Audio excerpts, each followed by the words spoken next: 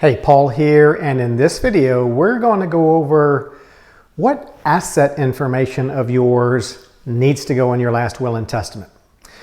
Okay, now some people, when they think about, having to write a will, they want a will, they think it's a really difficult task, and one of the reasons they put things off is because they think they've got to make some long list of everything that they own because it's all got to be kind of listed out in their will.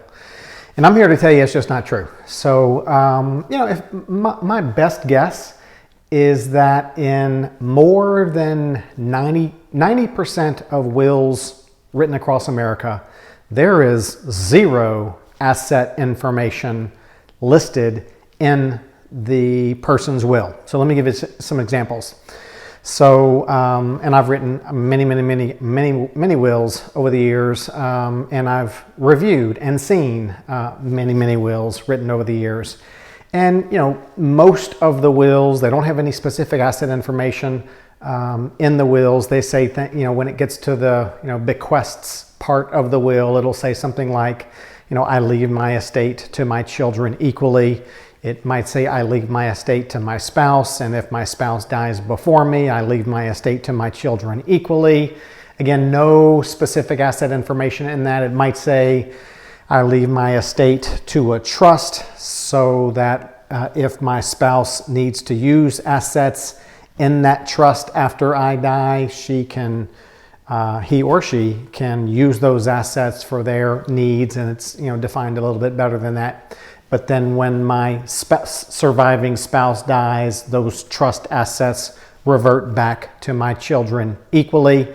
So those are all examples where there's zero asset information listed in the will. No real estate information, no bank account information, no investment account information, zero specific asset information. Now, I mentioned maybe 90% plus of wills have no asset information. That means some do.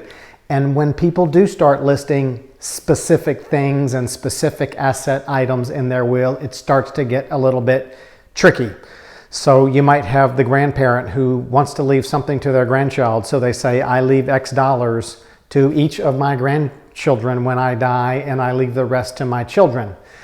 And then, after they write the will, maybe they have to spend most of what they have on their, long-term care needs. So when they die, there's not even enough left to cover the specific sums that were left to grandchildren, and the children are left high and dry.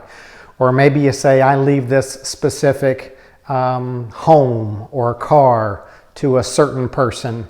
And then, between the time that you write your will and the time that you die, you get rid of it. And so, that kind of messes things up.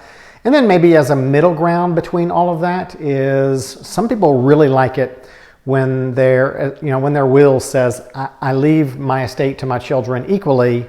And then they have this informal, non-binding side letter where they just communicate wishes to their family about how they want their family to handle things. And that informal side letter might say, in my will, I left my estate to my children equally, but I want you to honor these wishes that I have. I'd like you to make sure so-and-so gets the grandfather clock, so-and-so gets the stamp collection, and stuff like that. And that's just done in a separate, what I call side letter.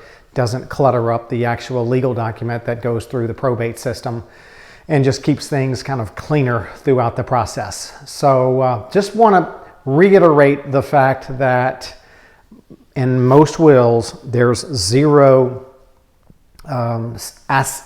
specific asset information listed. So if one of the reasons that you're not getting your will done is because you just don't feel like having to make some long list of everything you own and then refer to it in your will, that piece is in the overwhelming majority of circumstances, that piece of having to list out your assets is just, quite frankly, unnecessary. Okay, so hope that helps. Don't need to make the list. Don't need to list the specific asset information. Most wills are general. In general, we'll see you next time.